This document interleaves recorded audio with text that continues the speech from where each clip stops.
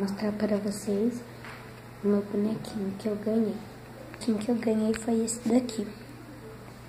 É aquela vaquinha lá do Todd.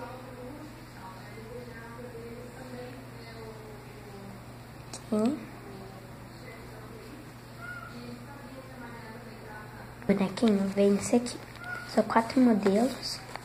Eu tenho esse daqui e eu quero colecionar eles. Só falta esse e esse. A promoção era assim. Todd, promoção causando no seu quarto. Compre 4 Todd Cookies. Ganhe um Cow Toy com 4 modelos diferentes. Contém um Todd Cookie Extra 75 gramas.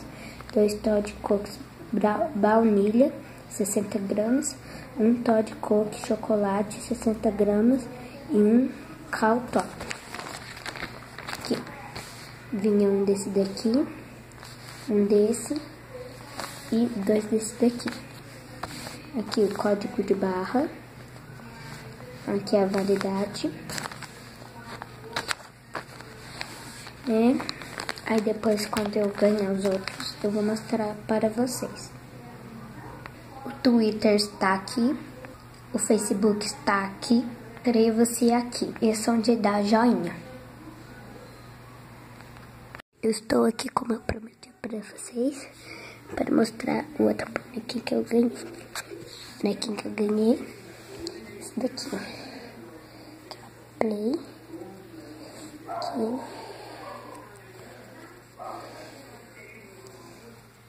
Aqui, atrás.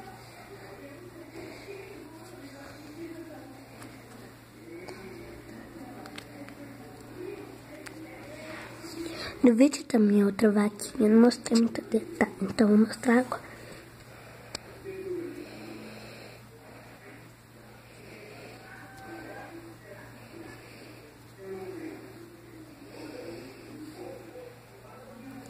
Aqui a setinha, game over.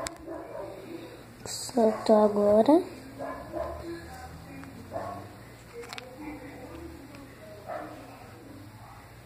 E inscreva-se no canal aí, a setinha mostrando. A setinha também está mostrando. Vou mostrar para vocês, como eu prometi, outro bonequinho. Outro bonequinho aqui. Aqui tem o foninho também, ó. Aqui, Todd aqui. Ele tá segurando um biscoitinho, fazendo tinino. Aqui